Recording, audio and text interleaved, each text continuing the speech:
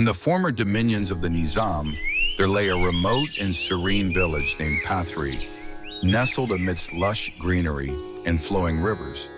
The people lived simple lives, toiling in the fields and ferrying boats in a nearby river. In this village lived Ganga Bhavadya and his devoted wife, Devagiri Amma, a pious couple who were deeply devoted to the worship of Lord Shiva and goddess Parvati. The air around their home always carried the faint fragrance of sandalwood and flowers from their daily offerings, their prayers drifting like whispered petitions into the heavens. However, despite their devotion, there was a lingering sorrow in their lives. They have no children despite praying for many years. As time passed, their hope dimmed, but they did not let their faith waver. Instead, they intensified their prayers, believing firmly that Shiva and Parvati were watching over them. One night, a storm rolled in from the mountains, darkening the sky and turning the tranquil village into a place of roaring winds and torrential rains.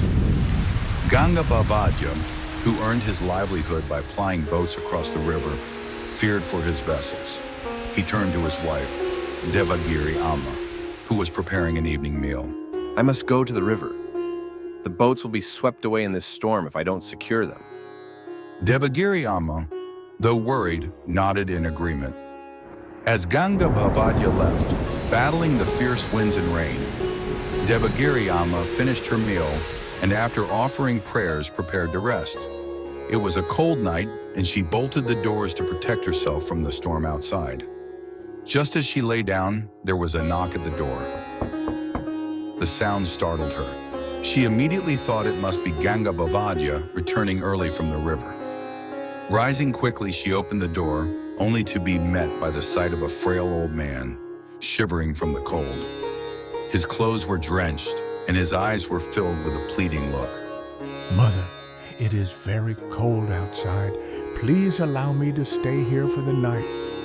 Devagiri Amma, though tired, could not turn the old man away. She was a pious woman and believed in serving others as a form of worship. Please, you may stay in the veranda. But soon there was another knock, this time on the inner door. Devagiri Amma rose again and opened it. The old man stood there looking uncomfortable. I am feeling hungry, Mother. Would you please give me some food? He asked humbly. She glanced around the kitchen. There was not much leftover meal to offer. Taking some flour, she mixed it with curds and prepared a simple meal, handing it to him. The old man accepted the meal gratefully and retreated to the veranda. Devagiri Amma returned to her bed, hoping this would be the last of his requests for the night. But once more there was a knock at the door.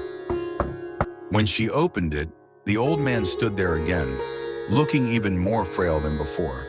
Mother, my legs are aching terribly. I am too weak to move. Would you kindly massage them? This request unsettled Devagiri Amma. She felt torn between her duty to help a guest in need and her sense of propriety.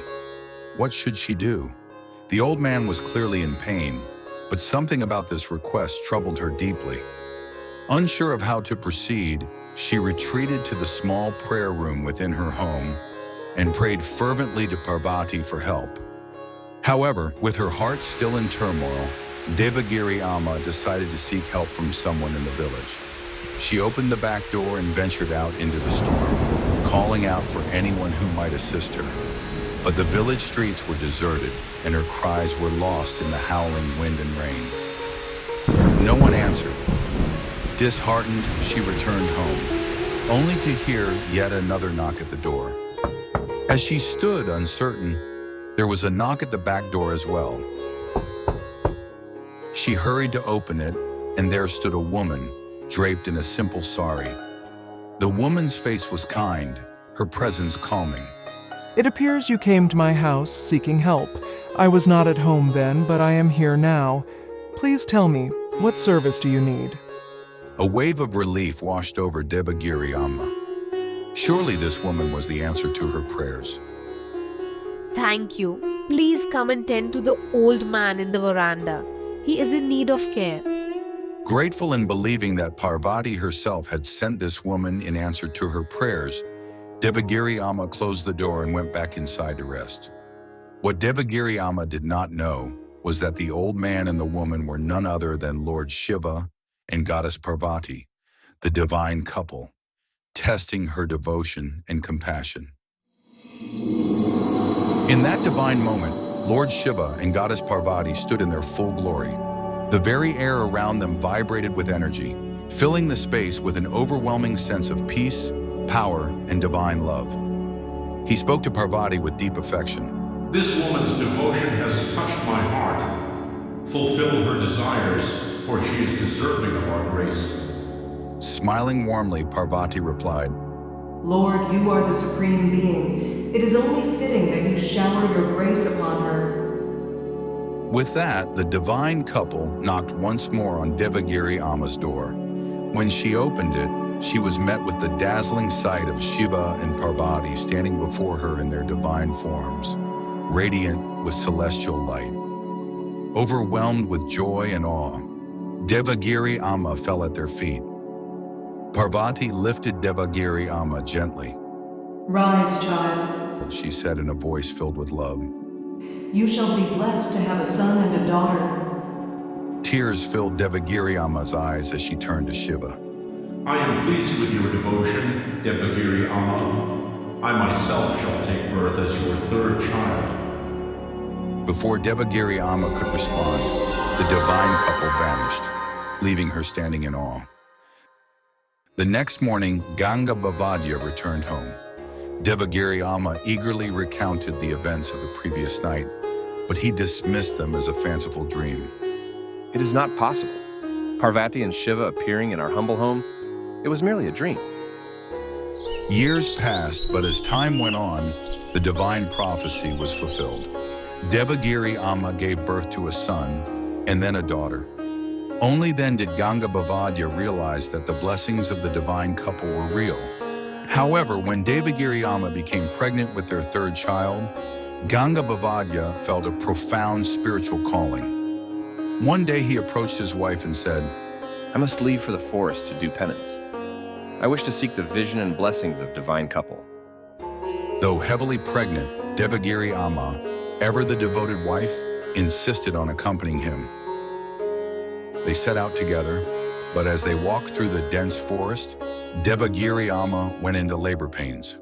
Unable to continue, she slowly reached a huge banyan tree and lay down on its shade. Finally, she gave birth to a beautiful baby boy, Lord Shiva incarnate, as promised.